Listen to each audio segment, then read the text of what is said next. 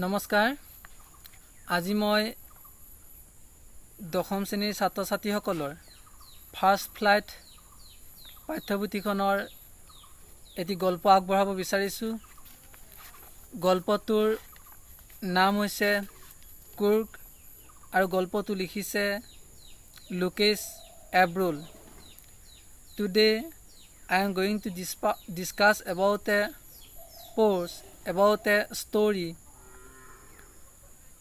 written by Lucas Ebrul, and the name of the story is Kurg.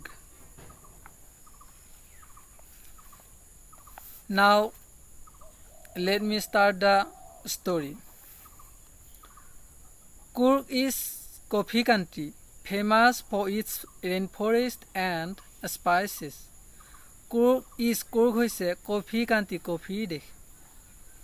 Famous বিখ্যাত, for বাবে, it's rain forest বৰ্ষা অৰণ্য, rain forest মানে হ'ল বৰ্ষা অৰণ্য, and spices আৰু মছলাৰ বাবে। কুৰ্গ হৈছে এখন কফিৰ দেশ, ই বৰ্ষা অৰণ্য আৰু মছলাৰ বাবে বিখ্যাত। প্ৰথমটোৱে প্ৰশ্ন হ'ব পাৰে, what is Kurg famous for? Answer to Kurg is famous for rainforest and spices. এতিয়া আমি মূল কথাখিনিলৈ আহিছোঁ। Midway between Mysore and the coastal town of Mangalore sits a piece of heaven that must have drifted from the kingdom of God. Midway মাজত, between Mysore and the coastal town Mysore আৰু coastal town উপত্যকা নগৰ of Mangalore, মাংগালোৰৰ উপত্যকা নগৰ আৰু মাইচৰৰ ঠিক মাজত, sits অৱস্থিত, sit মানে বহা, ইয়াত অৱস্থিত, a piece of heaven এটুকুৰা স্বৰ্গীয় ঠাই, heaven মানে হ'ল স্বৰ্গীয়, স্বৰ্গীয় সদৃশ ঠাই, that must have drifted যিখন সৰি পৰিছে, নামি আহিছে, from পৰা, the kingdom ৰাজ্য of God ভগৱানৰ, দেৱতা, অৰ্থাৎ ভগৱানৰ ৰাজ্যৰ পৰা, দেৱতাৰ ৰাজ্যৰ পৰা নামি অহা বুলি কোৱা হৈছে। মাইচৰ আৰু মাংগালোৰৰ কোষ্টেল টাউনখনৰ ঠিক মাজত এটুকুৰা স্বৰ্গীয় সদৃশ ঠাই আছে, যিখন ঠাই ভগৱানৰ সেই স্বৰ্গৰ পৰা নামি অহা বুলি কোৱা হৈছে। দিছ লেণ্ড এই ঠাইখন, অফ ৰুলিং মানে থৌ খেলোৱা, অৰ্থাৎ গছ গছনিবিলাক, অৰণ্যবিলাক এনেকুৱা এই ভাজৰ থৌ খেলোৱা, ওখ চাপৰ, ৰুলিং হিলছ থৌ খেলোৱা পাহাৰেৰে ভৰি আছে, ইজ ইনহেবিটেড বাস কৰা হৈছে, বাই এ প্ৰাউড ৰেচ এটা গৌৰৱান্বিত জাতি, প্ৰাউড গৌৰৱান্বিত, ৰেচ মানে হ'ল জাতি, গৌৰৱময় জাতি, অফ মাৰ্চিয়েল মেন যোদ্ধাৰু, মাৰ্চিয়েল মানে যোদ্ধাৰু, মেন মানুহ, অৰ্থাৎ এই থৌ খেলোৱা পাহাৰেৰে আৱৰি থকা ঠাইখনত এটা গৌৰৱময় যোদ্ধাৰু জাতিয়ে বাস কৰি আহিছে। বিউটিফুল উইমেন মহিলাসকল বৰ ধুনীয়া, সুন্দৰ, এণ্ড আৰু ৱাইল্ড ক্ৰিয়েচাৰ্ছ বনৰীয়া প্ৰাণীও আছে, ৱাইল্ড বনৰীয়া, ক্ৰিয়েচাৰ্ছ প্ৰাণী অৰ্থাৎ বন্য প্ৰাণী। এই ঠাইখন, এই থৌ খেলোৱা পাহাৰেৰে আৱৰি থকা এই ঠাইখনত এটা যোদ্ধাৰু জাতিয়ে, গৌৰৱময় যোদ্ধাৰু জাতিয়ে বাস কৰে, যাৰ মহিলাসকল সুন্দৰ আৰু য'ত নেকি বন্য প্ৰাণীও ভৰি আছে। Story. Kurg or Kodagu, the smallest district of Karnataka, is home to evergreen rainforest, spices and coffee plantations. Kurg or Kodagu অৰ্থাৎ কুৰ্গ বা কোডাগু, তাৰমানে কোডাগুৰ আন এটা নাম হৈছে কুৰ্গৰ আন এটা নাম হৈছে কোডাগু। দ্য স্মলেষ্ট ডিষ্ট্ৰিক্ট আটাইতকৈ সৰু জিলা, অফ কৰ্ণাটক ৰাজ্যৰ আটাইতকৈ সৰু জিলা। ইজ হৈছে হোম গৃহ, টু ইভাৰগ্ৰীণ চিৰসেউজীয়া, ৰেইন ফৰেষ্ট বৰ্ষা অৰণ্য, স্পাইচেছ মছলা, এণ্ড কফি প্লাণ্টেশ্যন আৰু কফি গছৰ বাবে। কুৰ্গ হৈছে বা কোডাগু হৈছে কৰ্ণাটকৰ এখন সৰু জিলা আৰু ই চিৰসেউজীয়া বৰ্ষা অৰণ্য, মছলা আৰু কফি উদ্ভিদৰ বাবে বিখ্যাত বা কফি উদ্ভিদৰ গৃহভূমি। ইভাৰগ্ৰীণ ৰেইন ফৰেষ্ট চিৰসেউজীয়া বৰ্ষাৰণ্য। ইভাৰগ্ৰীণ চিৰসেউজীয়া, তাৰমানে সদায় যি সেউজীয়া হৈ থাকে সেয়া হৈছে চিৰসেউজীয়া। ৰেইন ফৰেষ্ট বৰ্ষাৰণ্য। কভাৰ আবৃত হৈ আছে 30% 30% অফ দিছ ডিষ্ট্ৰিক্ট। এই জিলাখনৰ 30% চিৰসেউজীয়া বৰ্ষাৰণ্যৰে ভৰি আছে। অৰ্থাৎ কোৰগৰ 30% of Coorg is covered by evergreen rain forest. কোৰগৰ 30% অঞ্চল চিৰসেউজীয়া বৰ্ষাৰণ্যৰে ভৰি আছে। আৰু this small district is home to evergreen rain forest, spices and coffee plantation. আমাৰ প্ৰশ্ন হ'ব পাৰে what is Coorg home to? তেতিয়া এনচাৰটো হ'ব Coorg is home to evergreen rain forest, spices and coffee plantation. Coorg হৈছে চিৰসেউজীয়া বৰ্ষাৰণ্য, মছলা আৰু কফি উদ্ভিদৰ কাৰণে গৃহভূমি। আৰু এটা প্ৰশ্ন হ'ব পাৰে what is the smallest district of Karnataka? কৰ্ণাটকৰ সৰু জিলাখনৰ নাম কি? তেতিয়া আমি লিখিম Coorg is the smallest district of Karnataka. What is the other name of Coorg? কুৰ্গৰ অন্য এটা নাম কি? এনচাৰটো হ'ব the other name of Coorg is Kodagu. Kodagu. এইকেইটা মষ্ট ইম্পৰ্টেণ্ট কুৱেশ্যন, গতিকে তোমালোকে মনত ৰখাটো ভাল হ'ব। ডিউৰিং দ্য মনচুন, ডিউৰিং সময়ছোৱাত, দ্য মনচুন অৰ্থাৎ বাৰিষাৰ সময়ছোৱাত, বৰ্ষা ঋতুৰ সময়ছোৱাত, মনচুন বাৰিষাৰ সময়ছোৱাত, it pours enough to keep, it pours, pour মানে ইয়াত হেভি ৰেইন অৰ্থাৎ ধাৰাসাৰ বৰষুণ হোৱাৰ কথা কৈছে। প'ৰ থালি বাকি দিয়া, হেভি ৰেইন, ইট প'ৰ্ছ ধাৰাসাৰ বৰষুণ হয়। To keep many visitors away, যাৰ ফলত কিপ ৰাখে, মেনি বহুতো, ভিজিটৰ্ছ পৰ্যটকক, এৱে আঁতৰাই, যাৰ ফলত বহু পৰ্যটকক আঁতৰাই ৰাখে। অৰ্থাৎ মনচুনৰ সময়ত, বৰ্ষা কালত, বাৰিষাৰ সময়ছোৱাত কুৰ্গত অত্যন্ত বৰষুণ হয়, যাৰ ফলত ভিজিটৰসকলে কুৰ্গ ভ্ৰমণ কৰাৰ পৰা বিৰত থাকিবলগীয়া হয়। দ্য ছিজন, ঋতু, ছিজন মানে হৈছে ঋতু, অফ জয়, আনন্দৰ ঋতুটো, কমেন্স মানে ষ্টাৰ্ট বা বিগিন, আৰম্ভ হয়, ফ্ৰম ছেপ্টেম্বৰৰ পৰা, এণ্ড কণ্টিনিউছ আৰু চলি থাকে টিল মাৰ্চলৈকে। আনন্দৰ সময়ছোৱা, আনন্দৰ ঋতুটো ছেপ্টেম্বৰৰ পৰা আৰম্ভ হৈ মাৰ্চলৈকে চলি থাকে। অৰ্থাৎ কুৰ্গত আটাইতকৈ আনন্দৰ সময়খিনি হৈছে ছেপ্টেম্বৰৰ পৰা মাৰ্চলৈকে। দ্য ৱেডাৰ বতৰ, ইজ পাৰফেক্ট, সুন্দৰ হৈ থাকে, বতৰ ধুনীয়া হৈ থাকে। অৰ্থাৎ ছেপ্টেম্বৰৰ পৰা মাৰ্চৰ মাহলৈকে বতৰ খুব ধুনীয়া কোডাগুত বা কুৰ্গত। উইথ ছাম ছাৱাৰ্ছ, ছাম কিছু, ছাৱাৰ মানে বৰষুণ, বৰষুণৰ জাক, থ্ৰ'ন ইন পৰে, ফৰ গুড মিজাৰ্ছ ভাল পৰিমাণত, জোখত। আৰু ইয়াত যিহেতু জোখত যিখিনি প্ৰয়োজন সিমানখিনি প্ৰয়োজনত ইয়াত বৰষুণৰ পৰিবলৈ আৰম্ভ হয়, সেয়েহে ইয়াৰ বতৰ সুন্দৰ হৈ থাকে। দ্য এয়াৰ ব্ৰিথছ অফ ইনভিগৰেটিং, এয়াৰ বায়ু, ব্ৰিথছ উশাহ নিশাহ লোৱা, তাত যি বায়ু সেৱন কৰা হয় সেই বায়ু, অফ ইনভিগৰেটিং কফি, ইনভিগৰেটিং মানে হ'ল শক্তিদায়ক কফি, কফিৰে মলমলীয়া হৈ থাকে। অৰ্থাৎ কফিৰ যি মলমলীয়া বায়ু সেই বায়ু বৰ শক্তিদায়ক। অৰ্থাৎ বৰ্ষা বা বাৰিষাৰ সময়ছোৱাত কুৰ্গৰ যি বতাহ, এয়াৰ বায়ু, এই বতাহ শক্তিদায়ক বতাহ। কফি ষ্টেটছ, কফিৰ বাগিচাবোৰ, ষ্টেট বাগিচা, এণ্ড কলনিয়েল আৰু ঔপনিৱেশিক বাংলো, ঘৰবিলাক, অৰ্থাৎ কফিৰ বাগিচাৰ মাজে মাজে থকা সেই ঘৰবিলাক। ষ্টেণ্ড থিয় হৈ থাকে, অৰ্থাৎ ঘৰবোৰ অৱস্থিত। তাক আণ্ডাৰ ট্ৰি কেনপিছ,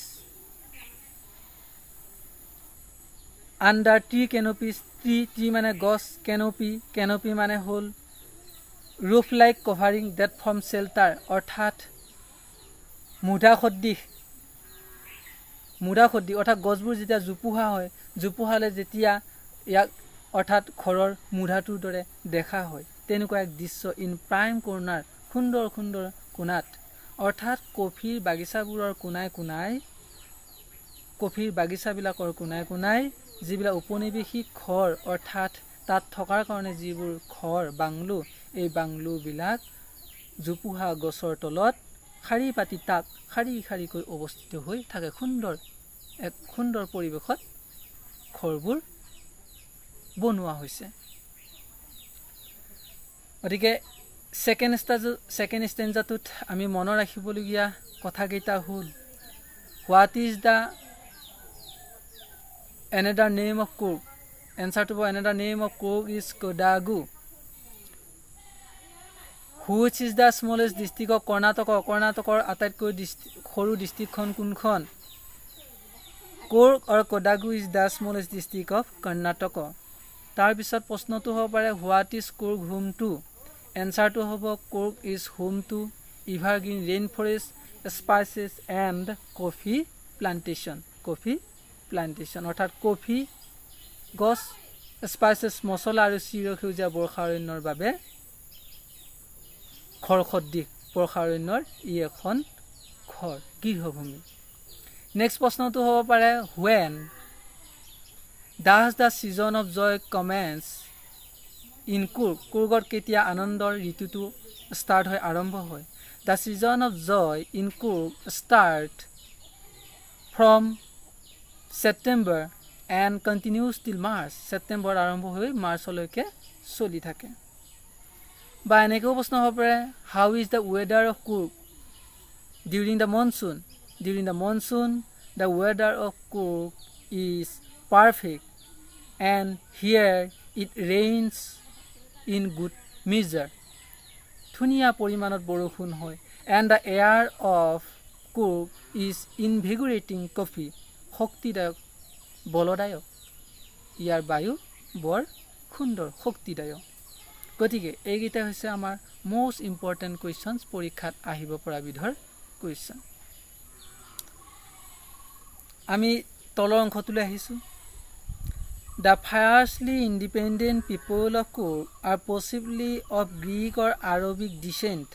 The fiercely সম্পূৰ্ণৰূপে independent স্বাধীন সম্পূৰ্ণৰূপে স্বাধীন পিপুল মানুহবিলাক অফ কোৰ্গৰ সম্পূৰ্ণৰূপে স্বাধীন মানুহবোৰ ব্যক্তিবোৰ আৰু পচিবলি সম্ভৱত অফ গ্ৰীকৰ অৰ আৰবিক ডিচেণ্ট নতুবা আৰব সভ্যতাৰ ডিচেণ্ট সভ্যতা বা আৰব সভ্যতা সম্ভৱত কোৰ্গৰ এই সম্পূৰ্ণৰূপে স্বাধীন চিটিয়াই ব্যক্তিসকল মানুহবিলাক গ্ৰীক নতুবা আৰব সভ্যতা আৰব মূলৰ As one story goes, এটা সাধু অনুসৰি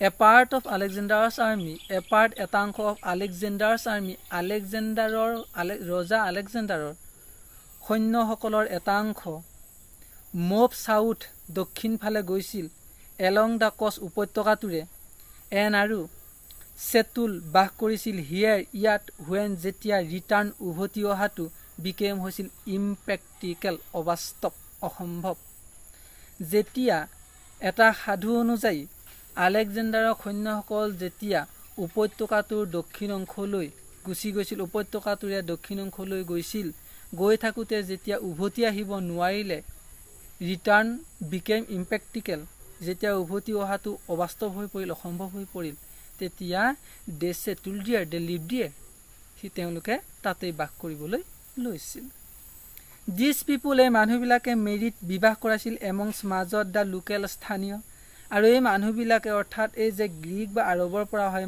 সৈন্যসকলে কি কৰিছিল তাৰ স্থানীয় ব্যক্তিসকলৰ মাজত বিবাহ স্থাপন কৰিছিল আৰু দেয়াৰ কালচাৰ সিহঁতৰ সংস্কৃতি ইজ এপাৰেণ্ট স্পষ্ট ইন দ্য মাৰ্চিয়েল ট্ৰেডিশ্যন এপাৰেণ্ট মানে স্পষ্ট clear in martial tradition martial মানে যুদ্ধৰ ট্ৰেডিশ্যন মানে হৈছে পৰম্পৰা অৰ্থাৎ যুদ্ধৰ পৰম্পৰাটো স্পষ্ট ৰূপত দেখিবলৈ পোৱা যায় তেওঁলোকৰ যিটো সংস্কৃতি কালচাৰ তেওঁলোকৰ সংস্কৃতিটো অৰ্থাৎ যুদ্ধাৰু যে সেই তেওঁলোকৰ সংস্কৃতি যে যুদ্ধাৰু সংস্কৃতি সেই কথাটো স্পষ্টকৈ তেওঁলোকৰ যে এটা পৰম্পৰা সেইটো দেখিবলৈ পোৱা যায়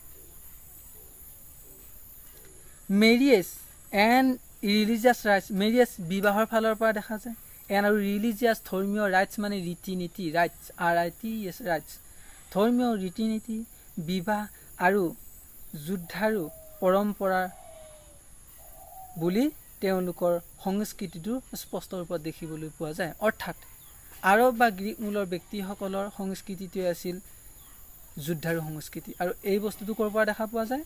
তেওঁলোকৰ যি বিবাহ, তেওঁলোকৰ যি ধৰ্মীয় ৰীতি নীতি তাৰ পৰা দেখা পোৱা যায়। হুইচ আৰ ডিষ্টিংক্ট, যিবিলাক পৃথক আছিল, পৃথক from the Hindu main stream, Hindu মূলসুঁতিৰ পৰা। কিন্তু তেওঁলোকৰ যি পৰম্পৰা, সেই পৰম্পৰাটো হিন্দু মূলসুঁতিৰ পৰা পৃথক আছিল।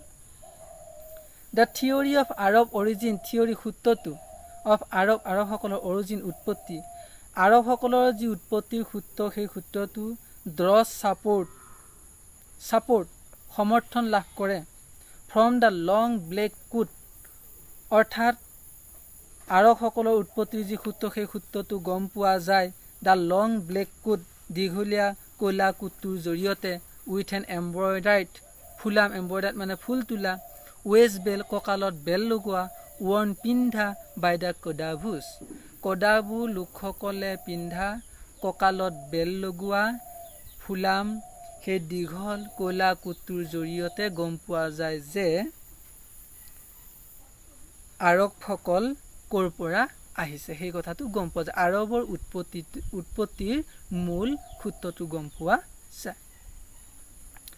নৌন এজ কুপিয়া, আৰু কদাবুসকলে পিন্ধা ড্ৰেছটোৰ নাম হৈছে নৌন এজ কুপিয়া, মনত ৰাখিবলগীয়া কথা, কুপিয়া ড্ৰেছটোৰ নাম। দ্য ড্ৰেছ ৱৰ্ন বাই কদাবুজ ইজ কল্ড কুপিয়া। ইট ৰিজেম্বুল, ইয়াৰ মিল আছে দ্য কুফিয়া, কুফিয়াৰ লগত, ৱৰ্ন পিন্ধা by the Arabs and the Kurds, আৰব আৰু কুৰ্দুসকলে পিন্ধা সেই কুফিয়া নামৰ পোচাকটোৰ লগত কদাবুসকলে পিন্ধা কুপিয়া নামৰ পোচাকটোৰ মিল আছে। মৰমৰ ছাত্ৰ ছাত্ৰীসকল, এইখিনিতে বহুতৰ খেলি মেলি লাগে, কুপিয়া আৰু কুফিয়া। কুপিয়া হৈছে কদাবুসকলে পিন্ধা ড্ৰেছটোৰ নাম, আৰু কুফিয়া হৈছে আৰবসকলে পিন্ধা ড্ৰেছটোৰ নাম। প্ৰায় এইটো আমাৰ কেতিয়াবা অপশ্যন আহি থাকে, the dress worn by কদাবুজ R কল কুফিয়া আৰু কুলিয়া, এই ধৰণৰ শব্দ আহিব পাৰে। গতিকে আমি তেতিয়া লিখিম কুপিয়া। মৰমৰ ছাত্ৰ ছাত্ৰীসকল, এইখিনিত মনত ৰাখিবলগীয়া কথাটো হ'ল যে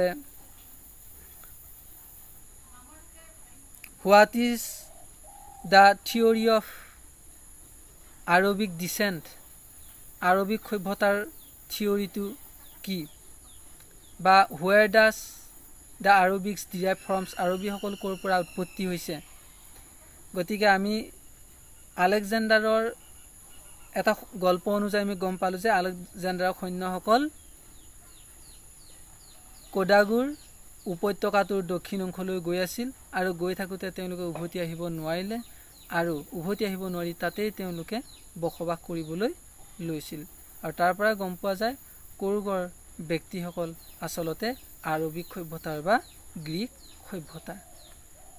কদাবুসকলে পিন্ধা ড্ৰেছটোৰ নাম কি? What is the dress worn by কদাবুজ? এনচাৰটো হ'ব কুপিয়া।